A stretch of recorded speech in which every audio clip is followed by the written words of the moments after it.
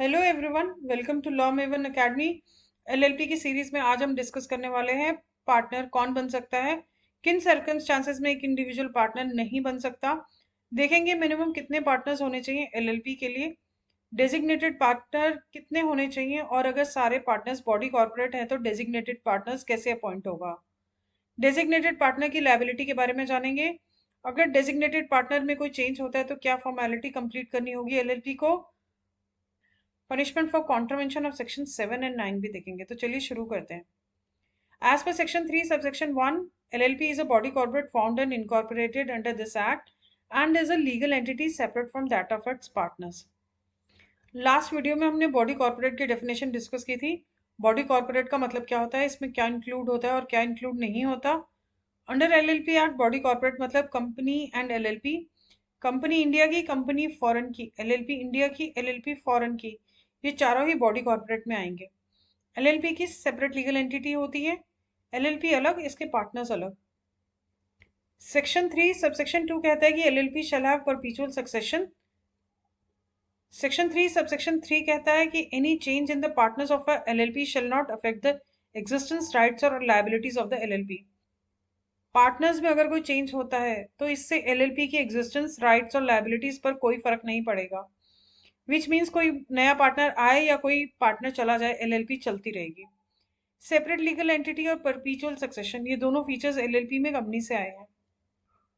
The provisions of Indian partnership act 1932 shall not apply to LLP. Section 4 कहता है कि LLP पर partnership act 1932 applicable नहीं होता है और एलएलपी पर कंपनीज एक्ट 2013 भी एप्लीकेबल नहीं होता है। LLP is govern by this LLP act 2008। अब देखते हैं एलएलपी में पार्टनर कौन बन सकता है। सेक्शन 5 हमें बताता है कि एलएलपी में पार्टनर कौन बन सकता है। Who can be a partner in LLP. कोई भी इंडिविजुअल एलएलपी में पार्टनर बन सकता है एंड नॉट ओनली इंडिविजुअल, अगर कोई बॉडी कॉर्पोरेट पार्टनर बनना चाहे तो body corporate can be partner in LLP. अगर एक एलएलपी में दूसरी एलएलपी पार्टनर बनना चाहे तो ये भी अलाउड है, पार्टनर बन सकते हैं। आइए, आपका स्वागत है। अगर एक एलएलपी में दूसरी कोई कंपनी पार्टनर बनना चाहे तो ये भी अलाउड है।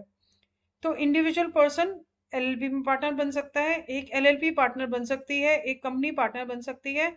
एलएलपी और कंपनी दोनों बॉडी कॉर्पोरेट है ना, और बॉडी कॉर्पोरेट एलएलपी में पार्टनर बन सकते हैं।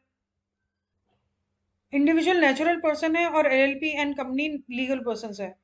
Both natural person means individual and legal person means body corporate such as companies और other LLPs can become partners.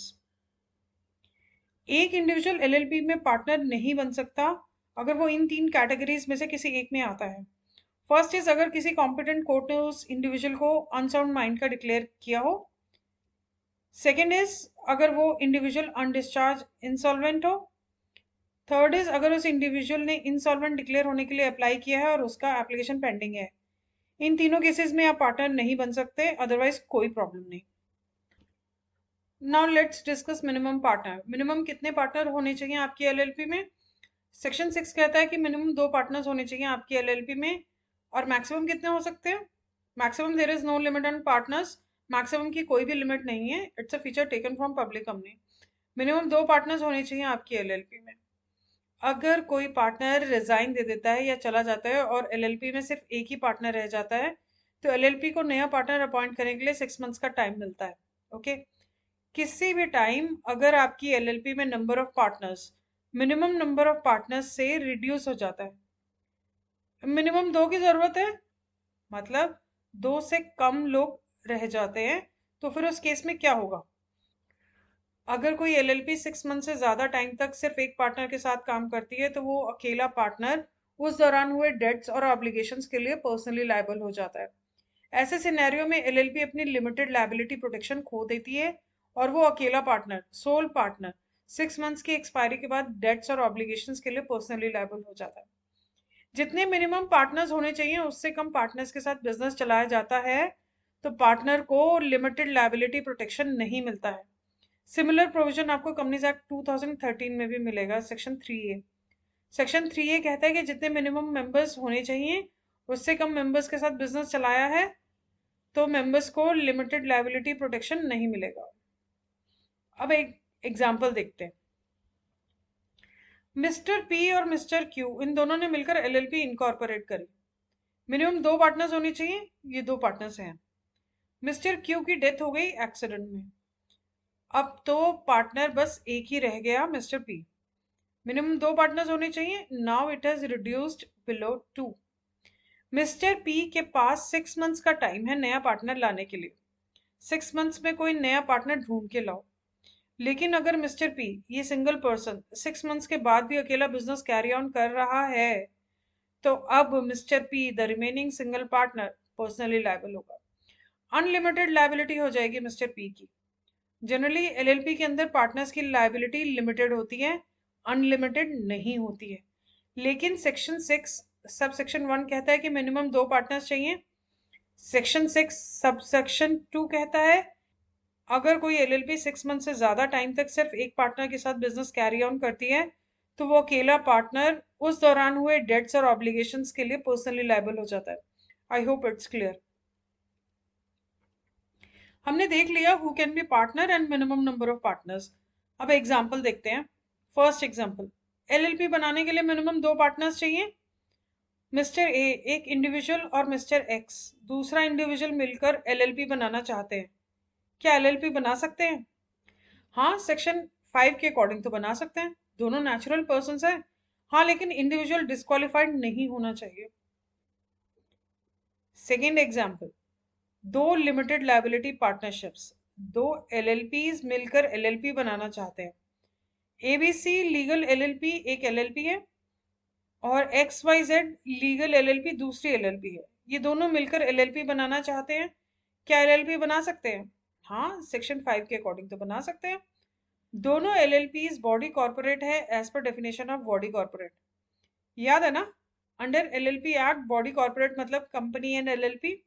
Company India की, कंपनी फॉरेन की, एलएलपी इंडिया की, एलएलपी फॉरेन की, ये चारों ही बॉडी कॉर्पोरेट में आएंगे।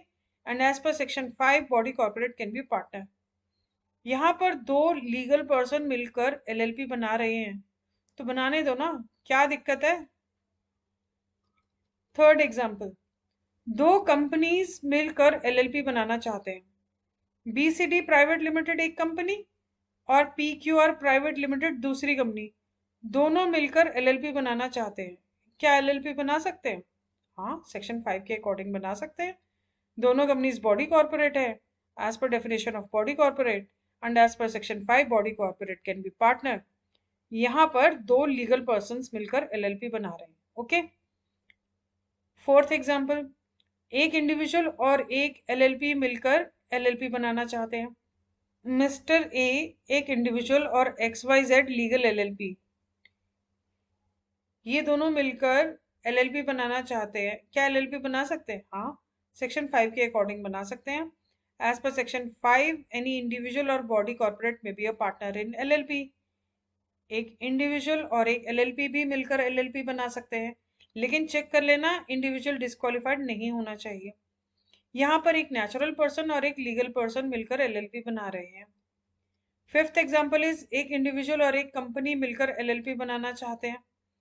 मिस्टर ए एक इंडिविजुअल और PQR प्राइवेट लिमिटेड एक कंपनी, दोनों मिलकर एलएलपी बनाना चाहते हैं। क्या एलएलपी बना सकते हैं? हाँ, सेक्शन 5 के अकॉर्डिंग बना सकते हैं। As per section 5 any individual और body corporate may be a partner in a LLP. एक इंडिविजुअल और एक कंपनी भी मिलकर एलएलपी बना सकते हैं। यहाँ पर भी चेक कर लेना इंडिविजुअल डिस्क्वालिफाइड नहीं होना चाहिए। यहाँ पर एक नेचुरल पर्सन और एक लीगल पर्सन मिलकर एलएलपी बना रहे हैं। फर्स्ट एग्जाम्पल में दोनों इंडिविजुअल हैं जो पार्टनर्स बनना चाह रहे हैं। सेकंड एग्जाम्पल में दोनों एलएलपीज हैं जो पार्टनर बनना चाह रहे हैं, ये भी मिलकर एलएलपी बना सकते हैं। थर्ड एग्जाम्पल है दोनों कंपनीज हैं जो पार्टनर्स बनना चाह रहे हैं। फोर्थ एग्जाम्पल में एक इंडिविजुअल और एक एलएलपी है जो पार्टनर्स बनना चाहते हैं। फिफ्थ एग्जाम्पल में एक इंडिविजुअल और एक कंपनी है जो पार्टनर्स बनना चाहते हैं। एक एग्जाम्पल और हो सकता है, एक एलएलपी और एक कंपनी का कॉम्बिनेशन भी बन सकता है, ये भी मिलकर एलएलपी बना सकते हैं। So section 5 permits an individual that is a natural person or body corporate that is legal person to become partner in LLP. However, individuals are disqualified from being partners if they are declared to be of unsound mind by a court, or if they are undischarged, insolvent, or if they have pending insolvency applications. Now let's discuss designated partners.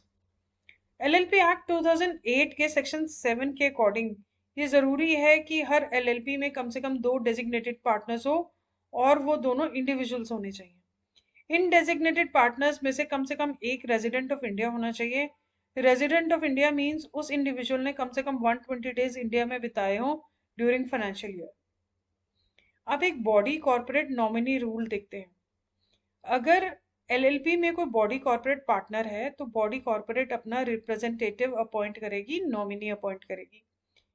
अगर LLP पे सभी partners body corporate हैं या individual और body corporate दोनों का mix है तो कम से कम 2 इंडिविजुअल पार्टनर्स या बॉडी कॉर्पोरेट के नॉमिनी डेजिग्नेटेड पार्टनर के तौर पर काम करेंगे। They must act as designated partner.